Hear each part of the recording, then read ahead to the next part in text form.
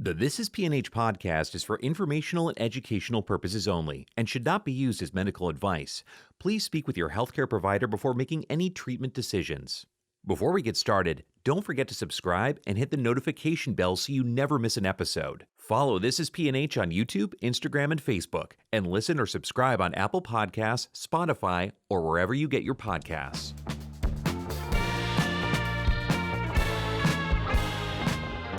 Welcome back to This Is PNH. I'm Amy. And I'm Keith. One thing we hear again and again from people living with PNH is, I didn't realize how bad things had gotten. Because when symptoms build slowly over time, it's easy to explain them away. You're just tired. You're overworked. You're stressed.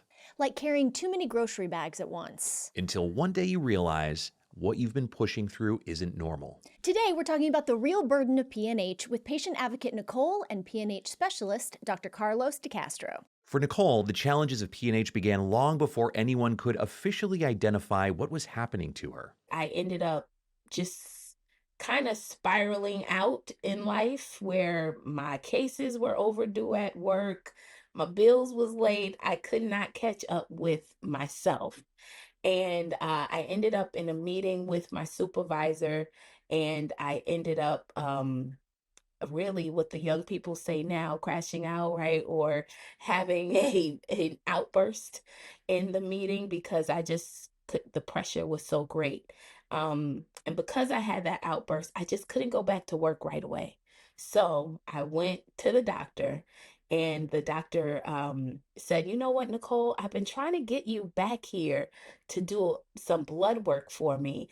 If you could give me some blood work, I will give you a doctor's note. So that's what I did to get my doctor's note. And it turns out he called and said, I hope you're sitting down. Can you please sit down? Because your blood levels is at a 2.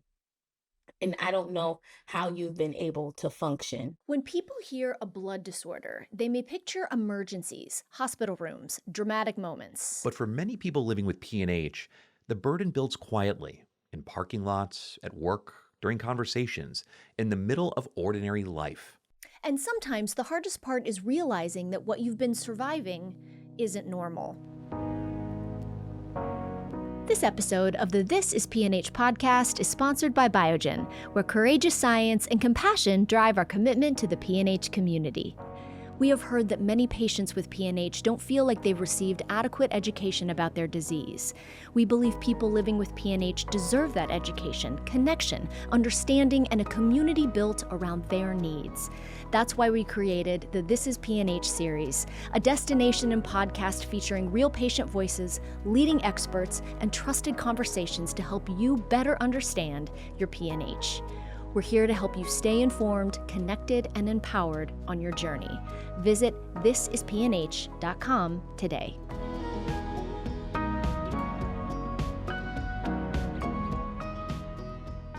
Today we're talking about something that doesn't always show up in a chart or a lab result, but shows up everywhere else. The real day-to-day burden of PNH. I'm Carlos DeCastro. I am a professor of medicine at Duke University in Durham, North Carolina, and I specialize in bone marrow failure syndromes, including paroxysmal nocturnal hemoglobinuria, which we will now term PNH to make it shorter. And I've been doing this for a long, long time. Hi, my name's Nicole. I am a PNHer, right? I do have PNH, and it's been quite a journey. So nice to meet you, Dr. DeCastro. Nice to meet you, Nicole. One of the strangest things about PNH is how easily symptoms can become part of somebody's routine. Not because they aren't serious, but because they've been there so long. Because these symptoms have been part of Nicole's life for so long, it became easy to dismiss them or explain them away. Some of the symptoms that I had, it took a while to actually identify when I was in crisis because I had been living with them for so long and just coming up with excuses. Oh, well, your urine is dark. You need to drink more water, right?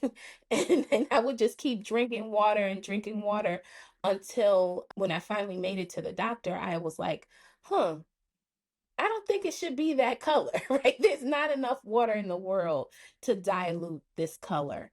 So it was quite an interesting journey, just identifying when I'm in crisis. Not enough water in the world to dilute this color. That line says everything. Because eventually, the explanations you keep telling yourself just stop making sense. There's a multitude of symptoms, unfortunately, which makes it so hard when they present to their doctors to figure out what's going on, at least initially. These patients can present with dark urine when they have a flare of their disease. That's very common. They present with all sorts of pains, difficulty swallowing, chest pain, abdominal pain are very common. They present with brain fog. That's not too uncommon too. Just a multitude of things. And they get referred to different specialists because of that. It's an interesting disease, and it's bizarre in that it has so many symptoms that revolve around it. That is an interesting thought, and I'm curious how fatigue comes into play. It sounds like it's one of the most common symptoms. Yeah, but fatigue is also one of those misunderstood words in medicine, it seems. Probably the most common one is fatigue. That can be related just to the anemia itself that these patients all have, or it can be related just to the disease itself causing fatigue, because we find the fatigue is usually out of proportion to their degree of anemia. That phrase really stands out. Out of proportion. Because everybody knows what being tired feels like. But what patients describe with PNH is something entirely different. Nicole experienced it firsthand. For example, from my desk to the parking lot. By the time I got into my car, I was literally breathing as if I ran there twice, right? And I would get in the car like, whew, I'm exhausted. And then I would fall asleep before driving off and wake up and it was dark outside. So I didn't even know, and I'm calling it falling asleep, but I probably was passing out and I didn't know it. Nicole's pretty classic in that the impact on their daily lives is huge. The ability to function, if you're untreated, becomes very impaired. You're tired all the time. You go into work. You have to take time off from work. Work isn't happy with you because of that. They feel pressure from that. There's a lot of confusion about what's going on. Why do I feel this way? It can affect relationships and families because they think, oh, must be going crazy or something. They don't understand what's going on. So the impact can be huge on just the daily living schedule. When we see them, and they can tell you, just like Nicole, this has been going on for years. They've been called different things. Nobody can figure out what's going on, including their doctors sometimes. And so it's a little bit scary. Why do I feel so bad? Why am I having dark urine? And their doctors aren't able to answer them as to what's going on there. So it causes another worry about, hey, am I just crazy, or is this something else really going on? That's what fatigue can feel like in PNH. It's carrying too many grocery bags. At first, it's like, I can handle this. So you keep adding more bags. 1 bag, 2 bags, I got this. And then someone hands you another bag and you shift it to the other hand like it's fine. And you're also trying to open the door at the same time. And pretending you don't need help because it's just groceries. Yeah, until your fingers start feeling numb. And you realize the quick drip inside is now a full-on workout. And the worst part about it is everyone is also carrying bags. So from the outside, it still looks normal until your body stops letting you pretend it is. Not tired, completely depleted. I was in denial in 2017 of my diagnosis because I had been living with the symptoms of PNH for so long. I couldn't believe what the doctors were telling me. That disbelief comes up in a lot of rare disease stories. Because once you've normalized suffering, a diagnosis can almost feel harder to believe than the symptoms themselves. Some of the biggest challenges, I would say, is identifying when I am actually in crisis. Because the symptoms for me were shortness of breath. I just associated with, I said, well, you could go to the boot camp. And I went to a boot camp. And the first day of boot camp, I actually threw up. And then he separated me from the rest of the group. And I was like, what's the matter? What I didn't realize is because my hemoglobin was already low, my shortness of breath would happen at a more rapid pace and quicker than I was used to. I think that's very common. And like Nicole, they'll attribute to anything, not getting enough vitamins or enough exercise or whatever. It's just in human nature to say, no, this isn't really my disease. This is something else going on. But when we start talking to these patients, we start to realize, wow, no, this is related to your disease. Prior to treatment, patients used to exercise, and exercise would be enough to activate enough complement to make them flare. And so they couldn't actually do that. They'd get dark urine the next day and feel horrible. And we talked to them and say, no, that's because of the exercise. Because this isn't somebody just needing an extra cup of coffee. This is somebody trying to function while their body is under enormous strain. Fatigue's a hard one. There's no objective measure that you can use to say, oh, this is how we're going to measure your fatigue. There are scales, there are quality of life surveys you can take. But really, the best way to measure fatigue is to ask the patient, compared to previous, how are you feeling now? How is your energy level? What is your fatigue level? Are you able to do the things that you want to do, etc.? So they're their own best gauge, because everybody may have even a degree of fatigue that's totally unrelated to PNH. Patients with all sorts of diseases come to my clinic saying, I'm tired. The patient perspective matters because burden doesn't always show up neatly on paper. And even when treatment improves lab values, symptoms may still affect daily life. It's not just the anemia that's driving the fatigue. It is probably something to do with complement or with proteins that may be released during hemolysis that really lead to that fatigue. And we say, no, you may have a hemoglobin that's 10, but still be feeling tired. And, again, they shouldn't be feeling tired with a hemoglobin of 10. So we have to gauge the patient on what's going on and what their symptoms are. Dr. Castro mentioned the number 10. Currently, my hemoglobin goes between a 9 and 10. And I still struggle with fatigue, even explaining it to doctors, because they say, of course, you shouldn't be, but I still do. IVH is how patients with PNH initially present, intravascular hemolysis. They're breaking apart their red cells right in the bloodstream. It filters through the kidneys. They have a lot of symptoms from it. EVH occurs when patients are on a treatment that blocks complement, and yet it blocks it at a point where the red cells are still getting coated with earlier proteins in the cascade. Those cells get taken up in the spleen, and the body thinks they're bacteria or something else that gets taken up in the spleen, the liver, and then destroyed outside of the blood vessels, extravascularly. Now, those patients still can report fatigue and not feeling quite themselves.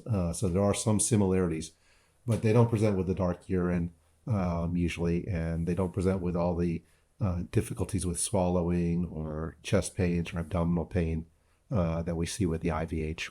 A person can look fine because they've become incredibly skilled at carrying the weight. But the bags are still there. And sometimes they've been carrying them for so long, they forget what it feels like to not. One of the more unsettling realities of PNH is that the body can adapt to dangerous conditions for a long time. Nicole at a hemoglobin of 2 should have felt horrible.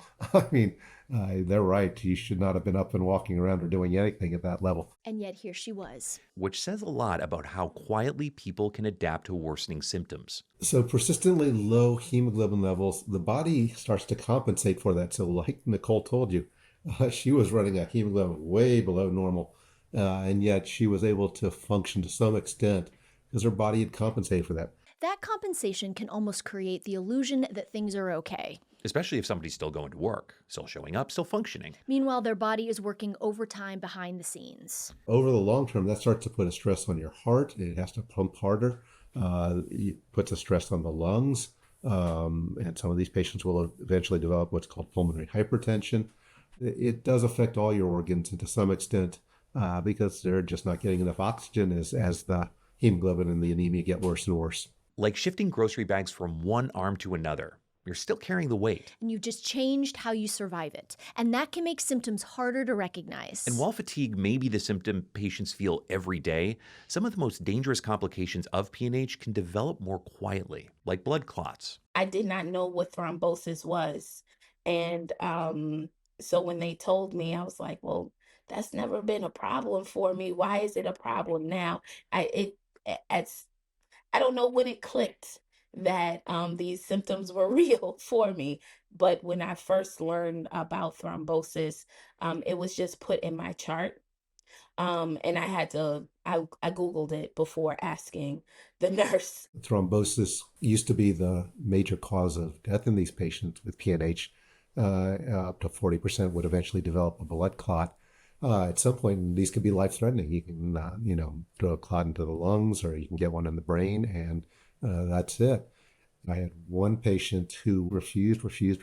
He did not want to go on any sort of treatment because he realized it would be a lifelong treatment. There's no cure for this disease short of a bone marrow transplant, which we don't usually do in PNH for a variety of reasons. It's very hard to come to grips with the thought of forever, right? I have to be on this medication for the rest of my life. This means forever. And if you are a commitment phobe or someone who is not used to signing up for anything forever, then, it's hard to come to grips with. That word forever can completely reshape how somebody sees their future. Thrombosis used to be one of the most serious complications in PNH. That thought can be horrifying. Absolutely. If anyone listening or watching would like to learn more about this study, we've linked it in the show notes for this episode. And for many patients, the burden of PNH doesn't stop there. It also includes uncertainty. Not just what the disease does, but where it came from in the first place. Because unlike some conditions people grow up expecting or inheriting, PNH is acquired. A lot of people are told different things because PNH isn't genetic, it's acquired. Some people have heard different things. So it's quite interesting. How is PNH acquired? Because there's nothing that indicates that somebody would get PNH, right? So there are two events that have to occur, which is probably why it's such a rare event, rare disease. The first is that our stem cells in our bone marrow are what give us all our blood cells. They divide and they allow us to keep replicating blood. Every time those stem cells divide, they can acquire what's called a mutation in the DNA. And in the case of PNH, it tends to occur in this gene we call PIG-A. And when you knock down this PIG-A gene, you are going to be missing those proteins. And those protect the red cells from complement, which is why complement then attacks our blood cells. And then you end up with all the hemolysis and dark urine. The second event that has to occur is that something has to allow these cells to take over the bone marrow in a sense and become the primary type of stem cell. And we think that something is an immune attack on the bone marrow, similar to what happens in aplastic anemia. If you have that mutation and you have a bone marrow that allows that mutation, a mutated stem cell to survive and thrive, then you end up with PNH. Even hearing the science behind it, there's still something unsettling about how random it can feel. And then suddenly, someone is just trying to make sense of fatigue, dark urine, blood clots, treatments, insurance, and the missed work, all tied to a disease they'd never even heard of before. While also realizing none of this was something that they could have predicted. Which is part of why the burden of PNH reaches far beyond the symptoms alone. There's two things I worry about. Number one is the risk of blood clots. So even with these complement inhibitors that have been developed for PNH, and there's now 6 FDA-approved drugs, none of them are 100%. So even though the risk is much, much lower than it ever was before, they can still develop a blood clot and die from that clot. So that's always a major concern. Fortunately, like I said, it's pretty rare nowadays, but it can still happen. The second thing I worry about is how well the treatments are working on the patient, not only at the hemoglobin level, but just how they're feeling. Are they really feeling better? Are they able to do the things that they need to do and what to do with life? So I think that's the second concern I have when I see patients with PNH. That distinction matters. Because PNH isn't only about surviving. It's also about quality of life. Energy, stability, independence. Being able to participate in your own life again. Yes, and unlike a short trip to the store, these bags you simply can't put down at the end of the day. For some people living with PNH, managing the disease can also mean transfusions. Lab checks, clinic visits, transfusions, then repeat. Not as a single moment of crisis, but as part of an ongoing effort to keep up. Because disease burden isn't measured by lab values alone. It's measured by energy levels, recovery time, missed work, and the effort it takes to just function day to day. Fatigue, breathlessness, pain, dark urine. Symptoms that may not seem connected at first, but all are part of the same disease process. Treatment decisions, monitoring, risk, financial pressure, they can stay with people constantly. Yeah, and the symptoms are only one of the many bags patients carry while living with PNH. PNH can affect jobs and finances, relationships, and emotional health too. At times when I have lost jobs, and of course they can't tell you it's because of your medical absences, but I have lost employment and was told to go take care of your health, after being hospitalized for 2 weeks. And then having to go from private insurance where I would get a bill to Medicaid when I was unemployed, right? Seeing the differences with that, and then having to make a choice of, okay, private insurance, I get much larger bills than I do when I'm on Medicaid, even though I may have to pay out of pocket for it. It's still cheaper than the bills I get for private insurance when I'm on a job, right? So having to make those kind of financial decisions, looking at insurances differently, the financial burden of paying for the medications, but there is a financial burden that comes with it because, like I said, it's a forever thing. So you have to make financial decisions thinking about the long term of being a PNHer. Sometimes it's financial uncertainty layered on top of everything else. Insurance decisions, employment decisions, treatment decisions. And because PNH is chronic, those decisions don't happen at once. They become part of everyday life. Administrative fatigue. Advocacy fatigue. The constant work of managing a rare disease. I make sure that everybody is informed via the portal. I do keep everybody in the loop because it is my business, right? I kind of make it my job to unify so that one hand knows what the other hand is doing. And if there is a solution that can be worked out between the two doctors, then I'm welcoming it by making sure everybody knows what's going on. One of the clearest takeaways from this conversation is that burden isn't always visible. Sometimes it's just like someone pushing through. Sometimes it sounds like I'm just tired. Yeah, and sometimes it takes years to realize the symptoms you normalized were never normal at all. Over time, those grocery bags that we carry can go from heavy to overwhelming.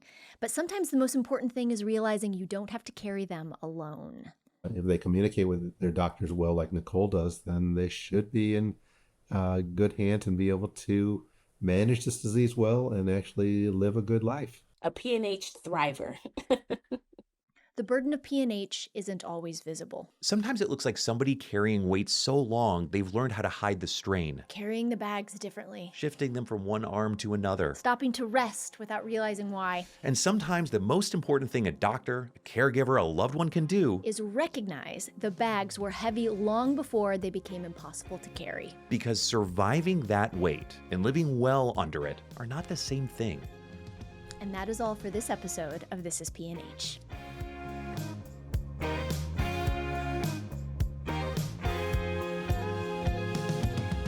Don't forget to subscribe and turn on notifications so you never miss an episode. Follow the This Is PNH podcast on Instagram, Facebook, and YouTube, and listen on Apple Podcasts and Spotify, or wherever you get your podcasts. And to learn more about living with PNH, visit thisispnh.com.